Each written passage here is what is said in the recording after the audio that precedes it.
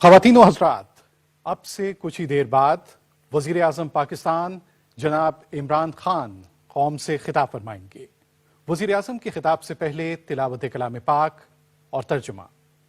اعوذ باللہ من الشیطان الرجیم،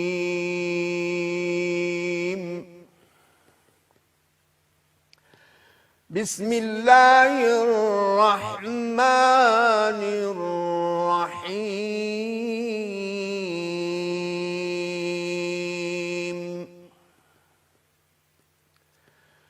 ألم نشرح لك صدرك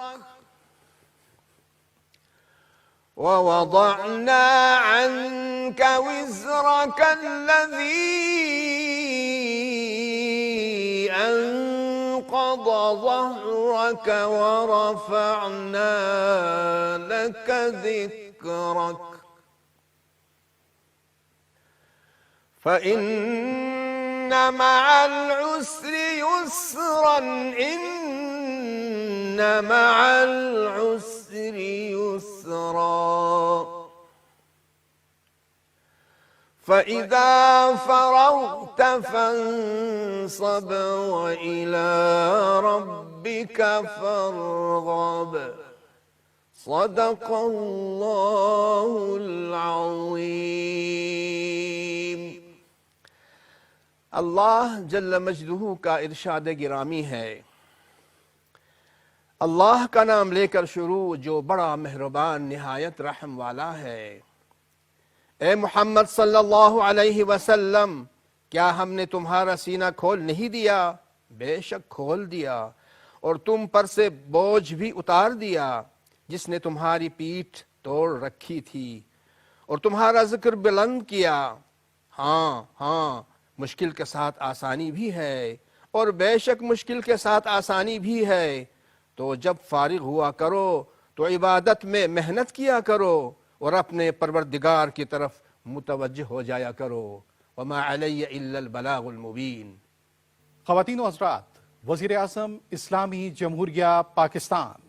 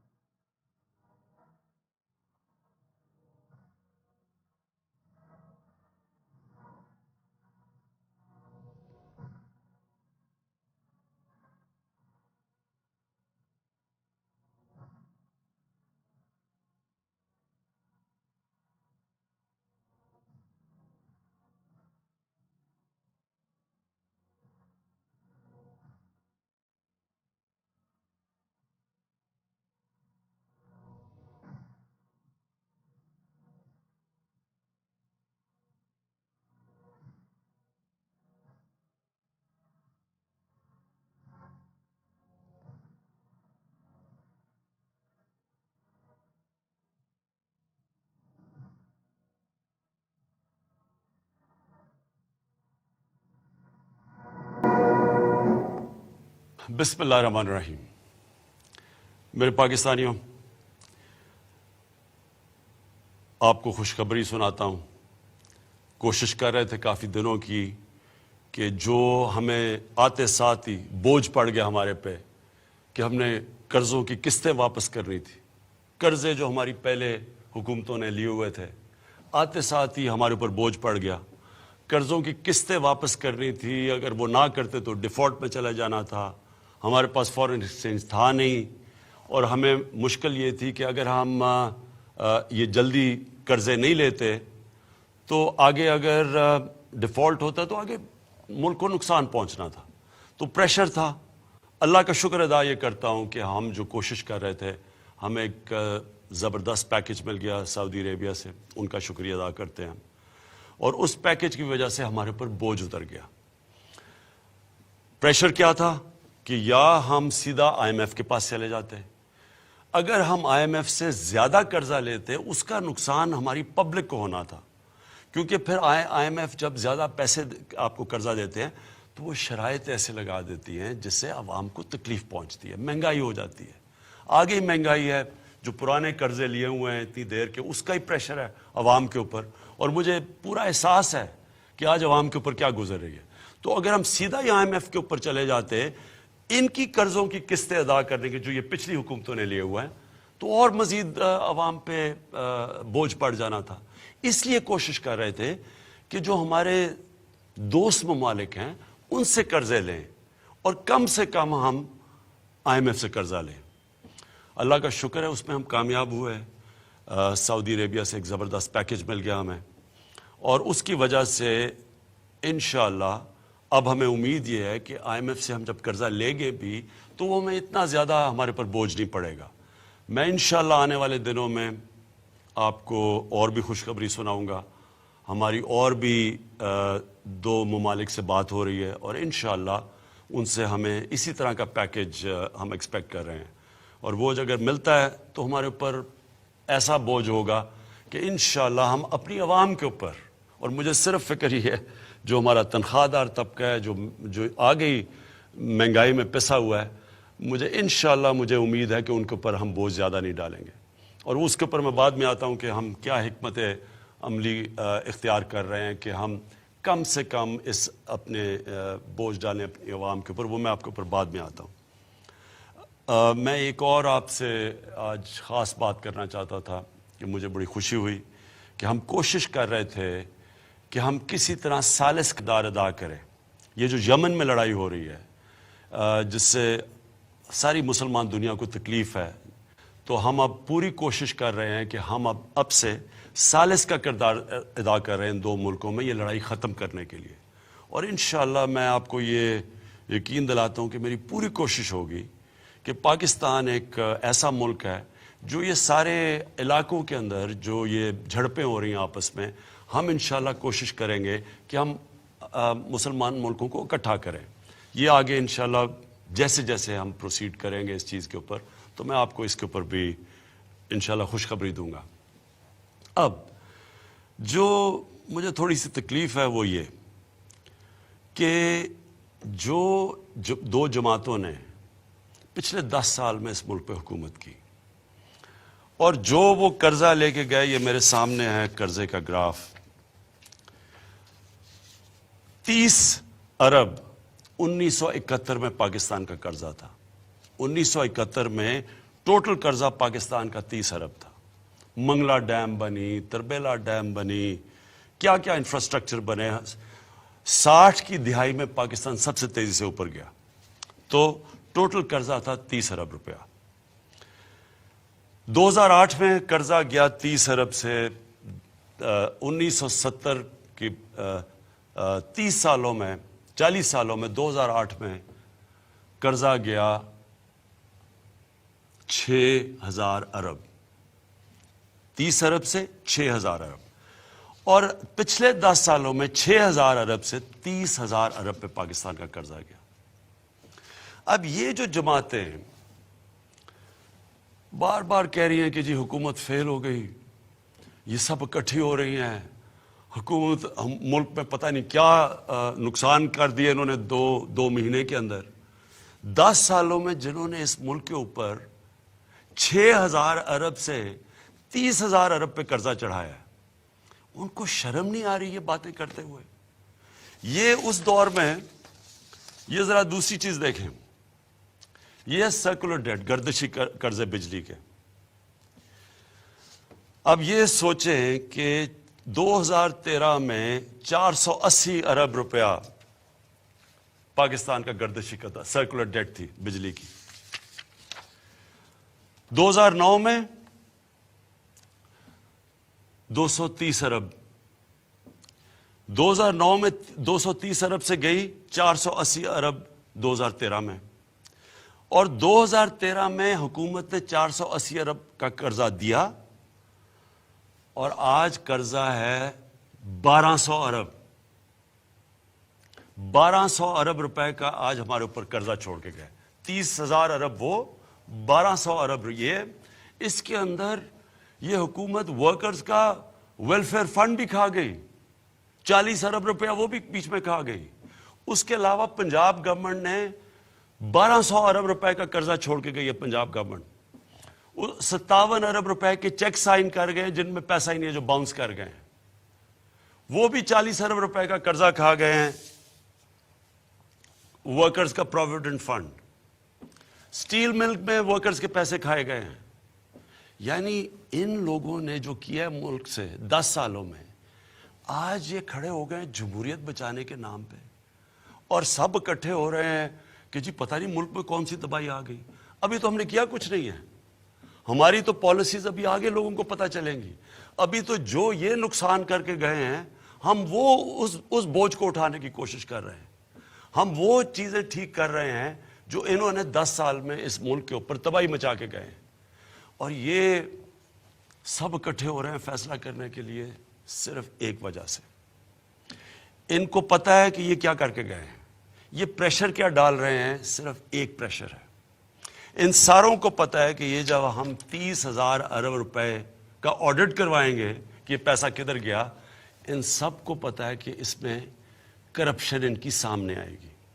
उस करप्शन को बचाने के लिए ये हम जी जल्द से जुलूस करने के तैयार हैं। असेंबलियों में पंजाब असेंबली तोड़ जो हरकतें पंजाब असेंबली में की हैं, कुछ डेमोक्रेट करते हैं।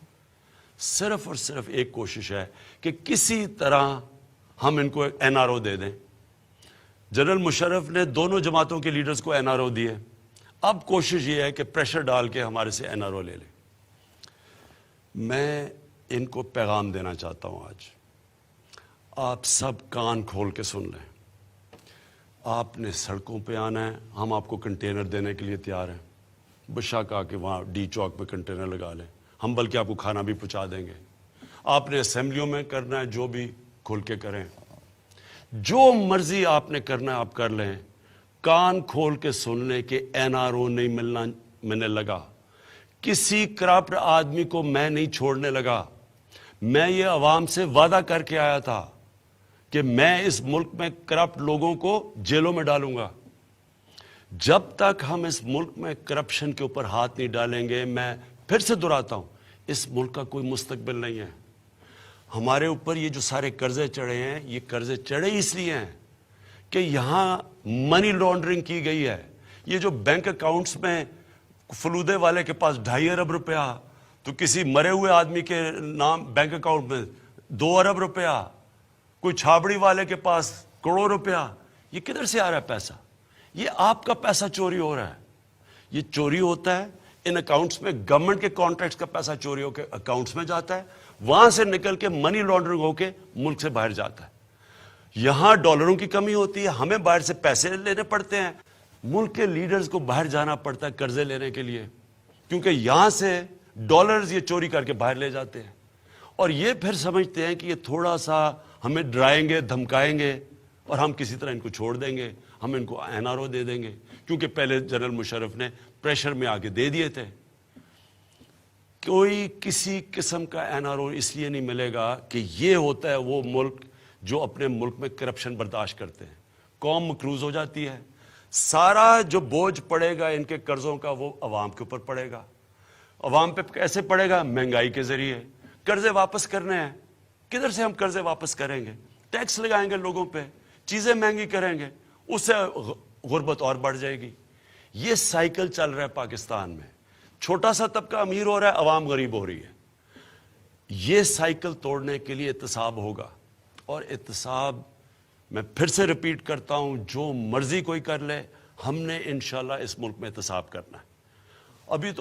अभी तो कोई हमने हमारे ऊपर जो कह रहे हैं कि ये केसेस तो सारे पुरानी गवर्नमेंट्स के हैं, हमने तो अभी कुछ किया ही नहीं है। हम तो अभी ऑडिट कर रहे हैं। ये जो कर्जे चढ़ाए हुए हैं इनकी ऑडिट हो रही है। हम पता चला रहे हैं कि PIA का 400 अरब रुपए का कर्जा PIA पे चढ़ गया।